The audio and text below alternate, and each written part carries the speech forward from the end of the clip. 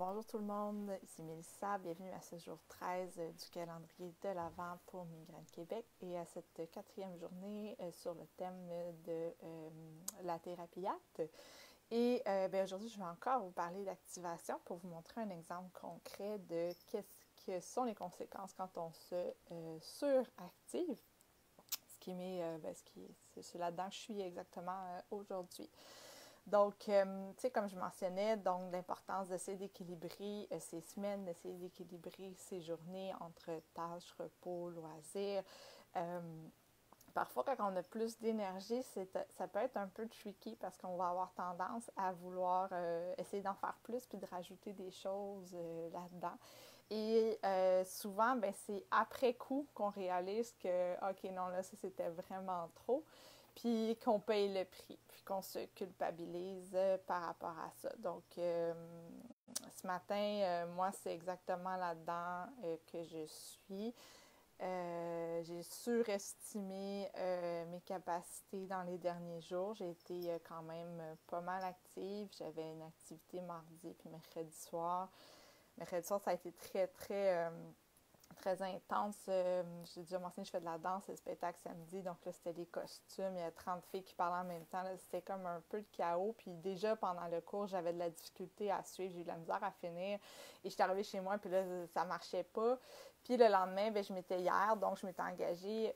J'avais proposé une activité artistique à l'école de mon fils dans sa classe. Et comme je m'étais engagée, j'ai décidé d'y aller. Donc, je croyais que comme vraiment hier matin, j'ai fait attention, je me suis ben, dans ma tête, je m'étais reposée. Après le coup, je me suis rendu compte que j'ai quand même passé 1 heure et demie entre la vidéo puis répondre aux commentaires des gens sur Migraine Québec, Partage Migraine Québec. Fait que ouais, j'ai quand même travaillé 1 heure et demie. Bon.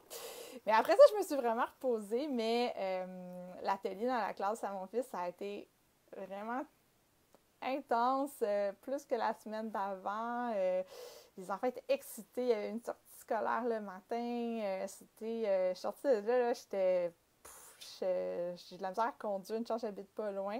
Donc, je me suis couchée. Puis quand je me suis relevée, là, la migraine, elle était vraiment forte. L'espèce de migraine fulgurante là, que j'ai fait OK, là, celle-là, on va la traiter avec tout l'arsenal possible et imaginable. Puis on va la traiter vite. Puis tu sais, j'ai comme vécu toute la courbe, là, prodrome, crise, postdrome, tout dans la même soirée. Là. Tu sais, là, ça finit dans un rush de chips puis de chocolat. Là. J'ai vraiment vécu tout le truc.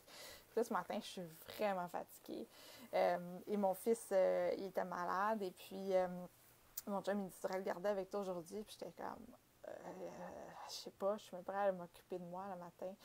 Donc, ça, c'est la conséquence, dans le fond, de se suractiver. Donc, quand on va au-delà de ce que notre corps est capable de prendre, ben c'est là que ça fait les espèces de méga crises fulgurantes et qu'après ça, ben, il faut récupérer de cette crise-là. Puis ça génère, en tout cas chez moi, ça génère beaucoup d'anxiété. Puis là, ce matin, ça génère de la culpabilité parce que mon fils, il toussait, puis je l'ai quand même envoyé à l'école, puis j'ai un rendez-vous ce matin, puis je me suis dit, bah, au pire, si ça tousse encore, ben ce midi, ils me le renverront, là, si jamais ça va pas, mais tu sais, je me sens coupable par rapport à ça, et ben ça me génère de l'anxiété parce que ça génère l'anxiété de, est-ce que je suis capable de faire mon spectacle demain, est-ce que ça va être correct, fait que dans le fond, c'est là. Tu vois, des fois, on apprend par essai-erreur. Là, c'était un bel exemple de « Oups, OK, tu sais, je suis allée trop loin pour ce que j'étais capable de faire.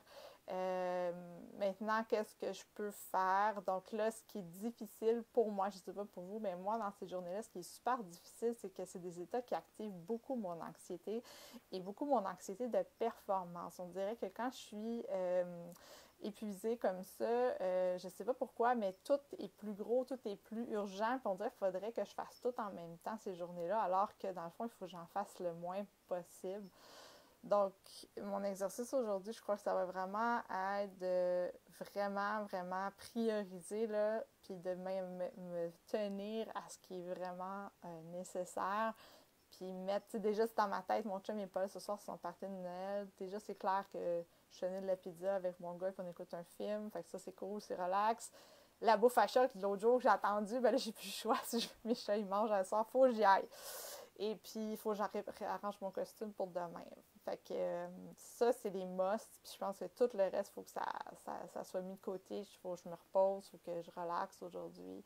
Donc, c'est ça, c'est qu'on s'ajuste constamment. C'est que, tu sais, parfois, on va trop loin, mais ça nous permet de voir où elle est la limite, parce que comme ça peut bouger dans le temps, des fois, on est capable d'en faire un peu plus, un peu moins, puis des fois, il y a des choses qui vont passer une semaine, puis l'autre semaine, ça passera pas. Tu sais, peut-être que si j'avais pas eu l'atelier à l'école hier, ben ça l'aurait pas craché, me serais remis mon mercredi, mais là, ça s'est accumulé, parce que c'est ça que ça fait en douleur chronique, hein, c'est que la fatigue, elle s'accumule d'une journée à l'autre, puis c'est comme si ça monte, puis là, à un moment donné, c'est juste trop. Puis là, après ça, malheureusement, ce qui se passe, c'est que là, après ça, il faut remonter de ces états-là. Là, quand on tombe très creux, ben là, ça va prendre du temps pour reprendre cette énergie-là.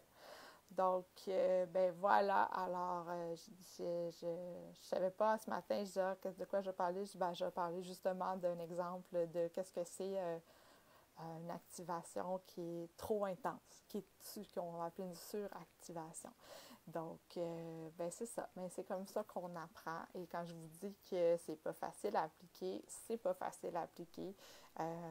Moi, c'est un principe que j'ai appris.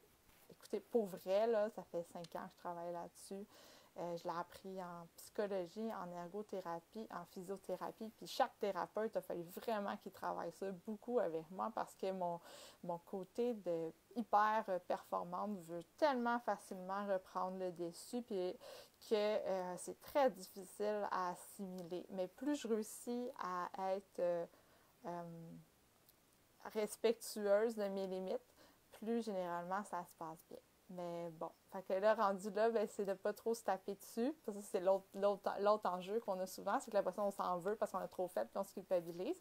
J'étais un peu là-dedans ce matin, mais ça donne rien. Fait que là, c'est de juste reprendre où est-ce qu'on en est puis essayer de reprendre soin de soi à partir de là. Donc, ben, sur ça, je vous souhaite une bonne et une douce journée. Au revoir.